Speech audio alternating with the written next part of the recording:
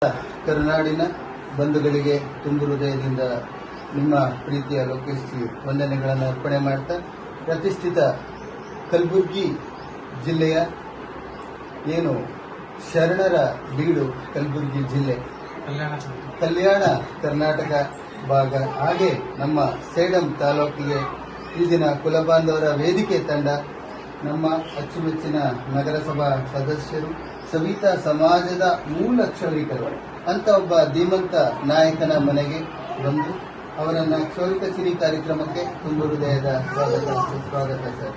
ಹಾಗೆ ಇಲ್ಲಿ ನೆರೆದಿರ್ತಕ್ಕಂಥ ಎಲ್ಲ ಸಮಾಜದ ಅಧ್ಯಕ್ಷರು, ಉಪಾಧ್ಯಕ್ಷರು, ಗೌರವಾಧ್ಯಕ್ಷರು, ಹಿರಿಯರು, ಯುವಶಕ್ತಿ ಎಲ್ಲರಿಗೂ ತುಂಬ ಹೃದಯದಿಂದ ನಾನು ಸ್ವಾಗತವನ್ನು ಕೊಡ್ತಾ ತಮ್ಮ ಒಂದು ಪರಿಚಯ ತಿಳಿಸ್ಕೊಡಿ ಸರ್. ನಾನು ರಾಜು ಸೇಡಂ ಮಾಜಿ ಪುರಸಭಾ ಸದಸ್ಯರು ಮತ್ತು ಮಾಜಿ ಸವಿತಾ ಸಮಾಜ ತಾಲೂಕು ಅಧ್ಯಕ್ಷನಿದ್ದೆ. ಈಗೆಲ್ಲ ಪ್ರೆಸೆಂಟ್ ಆಗಿ ಜಿಲ್ಲಾ ಉಪಾಧ್ಯಕ್ಷ ಇದ್ದೀನಿ.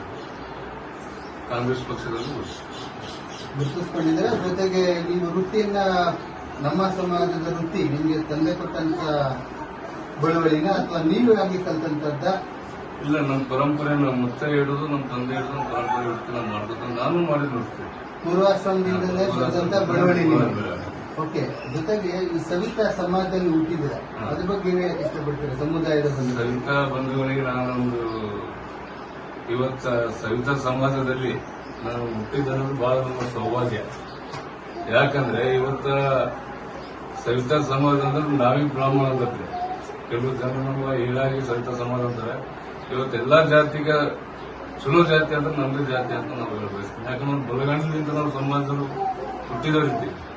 ನಾವು ಬ್ರಹ್ಮೆಗಳಂತಿಗೆ ನಾವು ಹೇಳ್ಬಯಸ್ತೀವಿ.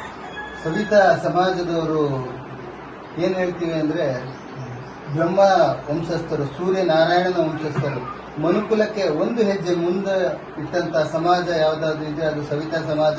ಭಗವಂತನ ಬ್ರಾಹ್ಮಿ ಮುಹೂರ್ತದಲ್ಲಿ ಅವನ ಜೊತೆಗೆ ಧ್ವನಿಯಾಗಿ ನಿಂತ ಸಮಾಜ ಸವಿತಾ ಸಮಾಜ ಅಂತ. ಒಬ್ಬ ಸವಿತಾ ಸಮಾಜದ ಧೀಮಂತ ಸೇಡಂ ಭಾಗದ ಯುವ ನಾಯಕರು ನಮ್ಮ ಪ್ರೀತಿಯ ಸಾಹೇಬರಿಗೆ ತುಂಬ ಹೃದಯದಿಂದ ಧನ್ಯವಾದಗಳು.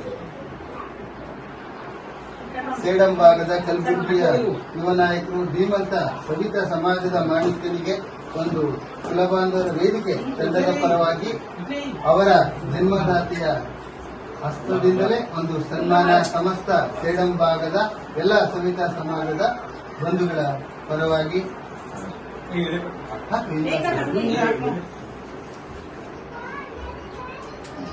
ಹಾಗೆ ಅವರಿಗೆ ಸಕಲ ಸೌಭಾಗ್ಯ, ಯಶಸ್ಸು, ಕೀರ್ತಿ ಎಲ್ಲವೂ ಅವರಿಗೆ ದೊರೆಯಲಿ. ಮನೆ ದೇವರು ಅವರನ್ನು ಅರಸಿ ಹಾರೈಸಲಿ.